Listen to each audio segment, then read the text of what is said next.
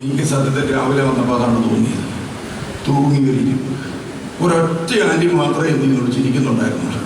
ബാക്കി എല്ലാവരുടെയും മുഖം വളരെ വിമിഷ്ടപ്പെട്ട് വളരെ എന്താണെന്ന് അറിഞ്ഞുകൂടെ ഈ ഇരിപ്പ് കാണുമ്പോഴാണ് എനിക്ക് വളരെ പ്രയാസം തോന്നുന്നത്. എപ്പോഴാണെന്ന് ചോദിച്ചാൽ, നിങ്ങൾ ഈ കസേരയിൽ ഇങ്ങനെ കണ്ണാടി വെച്ച് ഇങ്ങനെ ഇരിക്കുന്നത് കാണുമ്പോൾ ഞാൻ എന്നെക്കുറിച്ച് ഓർക്കും. എന്താണ്, ഞങ്ങളിങ്ങനെയാണ് അവസാനിക്കുന്നത് കട്ടിൽ അല്ല കസേര. നിങ്ങൾ കിടക്കുകയല്ലേ, ഞങ്ങൾ ഇരിക്കുകയാണ് കസേര. ഞാൻ പല സുവിശേഷ പ്രസംഗ വേദിയിൽ ചെന്ന് കഴിയുമ്പോൾ നിങ്ങളുടെ ഇരിപ്പ് കാണുമ്പോഴാണ് എനിക്ക് എൻ്റെ അന്ത്യകാലത്തെ കുറിച്ചുള്ള ഓർമ്മ വരുന്നത്. കാരണം പ്രത്യേകിച്ച് വികാരങ്ങളൊന്നുമില്ല. ഓർക്കുക, നമുക്ക് ഇനി ഒരു ജീവിതം കൂടെ ഉണ്ട്. 40-40 വയസ്സ് കഴിയുമ്പോൾ നമുക്കറിയാം, എനിക്ക് തന്നെ അത് അനുഭവമുണ്ട്. ഞാൻ 40 വയസ്സ് വരെ ഞാൻ ഭയങ്കര ഓട്ടത്തിലായിരുന്നു. സ്വന്തം കൂടെ പഠിച്ച് ഒരുത്തരെ അന്വേഷിച്ചിട്ടില്ല. എന്തായിരുന്നു എൻ്റെ ജീവിതത്തെ ഏതെങ്കിലും നിലയിൽ കൊണ്ടുവന്ന് എത്തിക്കാൻ വേണ്ടിയിട്ടുള്ള ഓട്ടത്തിനിടയിൽ കൂടെ പഠിച്ച് ഒരാളെ കുറിച്ചും ഇവിടുത്തെ കണ്ടിട്ടുണ്ടാകണം, പക്ഷെ അവരെ അന്വേഷിച്ചിട്ടില്ല. പഠിപ്പിച്ച അധ്യാപകരെ കുറിച്ച് ഞാൻ അന്വേഷിച്ചിട്ടില്ല 40 വയസ്സ് വരെ. അങ്ങനെയെല്ലാം പോയി പോയി പോയി അവസാനം മനസ്സിൽ ചിന്തിച്ചതൊക്കെ ഓരോ ലെവലിലൊക്കെ കൊണ്ടെത്തിച്ചു. റിട്രീറ്റ് സെൻ്റർ ഉണ്ടാക്കി, ചാരിറ്റി സ്ഥാപനങ്ങൾ ഉണ്ടാക്കി, ഷെയറിംഗ് മിനിസ്ട്രി, പാലിയേറ്റീവ് മിനിസ്ട്രി, അങ്ങനെ തുടങ്ങി കുറേ കാര്യങ്ങളെല്ലാം ഉണ്ടാക്കി. ഇതിനിടയിൽ 39-ാമത്തെ വയസ്സിൽ ബിഷപ്പായി. അച്ഛൻ പറഞ്ഞു, ബിഷപ്പായി കഴിഞ്ഞാൽ പിന്നെ അധികം കാലം ജീവിക്കുകയില്ല. സത്യമാണ്. കാരണം ബിഷപ്പായി കഴിഞ്ഞാൽ അച്ഛനാകുന്നതിനും വരെ വളരെ സുഖമാണ്. ബിഷപ്പായി കഴിഞ്ഞാൽ ഇന്നലെ കാതോലിക്ക പദം കൂടി ഉണ്ടായിരുന്നു. ആ പറയായിരുന്നു, വളരെ വിഷമിച്ച് ശ്വാസം മുട്ടലാണ്. അവിടെ നിന്ന് ആവി വലിച്ചുകൊണ്ടിരിക്കുകയാണ്. അപ്പോൾ ആവി വലിച്ചുകൊണ്ടിരിക്കുന്നതിനിടയ്ക്ക് പറഞ്ഞു, ഞാനിങ്ങോട്ട് വരുന്നു എന്ന് അറിഞ്ഞപ്പോൾ, കോട്ടയം ഭാഗത്തേക്ക് വരുന്നു എന്ന് അറിഞ്ഞപ്പോൾ ഒരു 3-4 പേര് ഇവിടെ മരിച്ചു.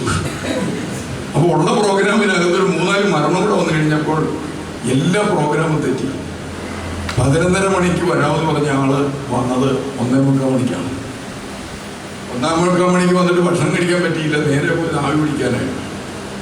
അപ്പോൾ അങ്ങനെ എന്നിട്ട് എന്നോട് പറഞ്ഞു, നമ്മൾ ഏതെങ്കിലും വഴി പോയാൽ അന്നേരം കയറിയില്ലേ പറയും ആളുകൾ പറയും, നേരത്തെ ഭാവയായിരുന്നെങ്കിൽ എല്ലായിടത്തും കയറുമായിരുന്നു.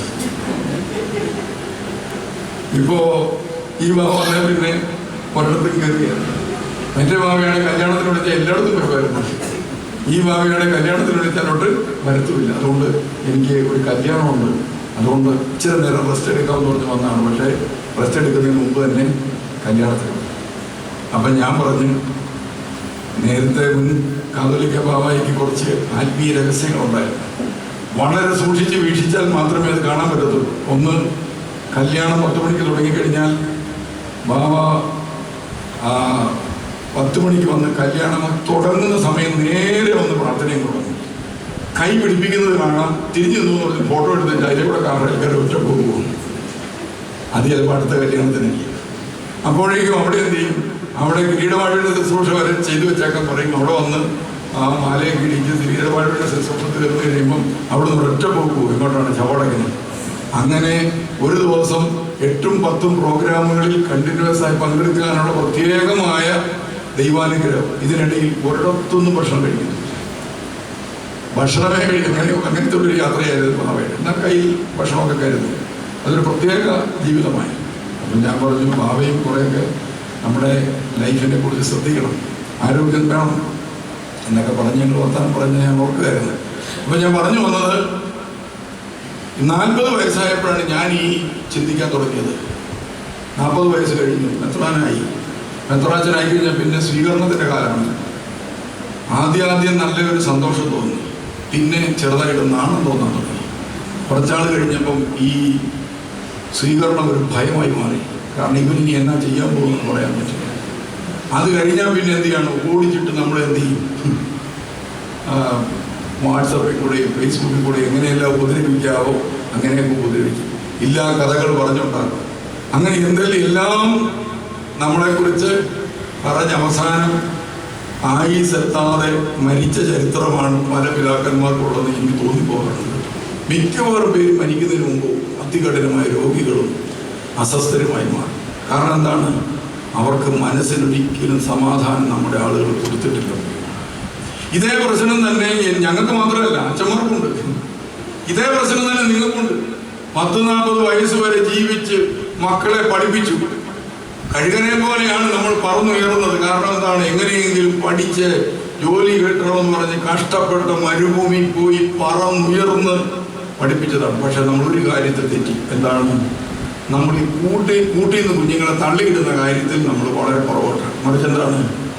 കൂട്ടിനകത്ത് വെച്ചാടി വളർത്തിയത്. അങ്ങോട്ട് നോക്കിയാൽ ഇങ്ങോട്ട് നോക്കും. അതുകൊണ്ടൊരു കുഴപ്പമുണ്ടായിട്ട് പിള്ളേരെ നമ്മൾ എന്ത് ചെയ്യണം? വേറെ രാജ്യത്തൊക്കെ ജീവിച്ചതുകൊണ്ട് ഈ കുഞ്ഞുങ്ങളെല്ലാം നമ്മൾ എന്ത് ചെയ്യും? പൊതിഞ്ഞു കെട്ടി, മോനെ ബിസ്ക്കറ്റ് തിന്നെ, ഇത് കഴിക്ക്. ഇപ്പോഴും ചിലപ്പോൾ വായി വെച്ച് കൊടുക്കുന്ന ആളുകളിവിടെ കാണും. കല്യാണം കഴിഞ്ഞിട്ടുണ്ട്. അതുകൊണ്ട് ചിലപ്പം മരുമക്കൾ പണങ്ങിപ്പോയ കേസ് കിട്ടുമുണ്ടാവും. മകന് വായി വെച്ചാൽ ഇപ്പോഴും കൊടുക്കുന്നത്. അതുകൊണ്ട് ഞാൻ പോകുമെന്ന് പറഞ്ഞ് ബാഗെടുത്ത് പോയ പെൺപിള്ളേരും ഇല്ലാതില്ല. ചിലരെന്നെ സൂക്ഷിച്ച് നോക്കുന്നുണ്ട്, എനിക്ക് മനസ്സിലാക്കുന്നുണ്ട്.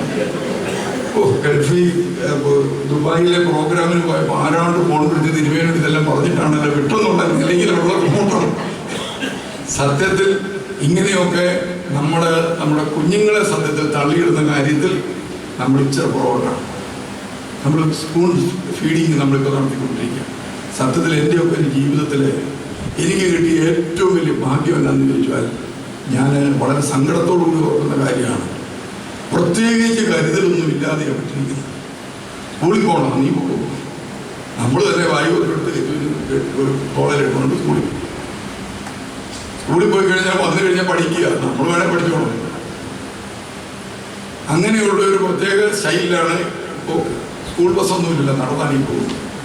അപ്പോൾ നമ്മൾ അങ്ങോട്ട് പോകുമ്പോൾ ഒരു വെള്ളക്ക എവിടെ നിങ്ങൾ കണ്ടുപിടിക്കും. എന്നിട്ട് ഈ വെള്ളക്ക തൊഴിച്ചോണ്ടാണ് പോകുന്നത്.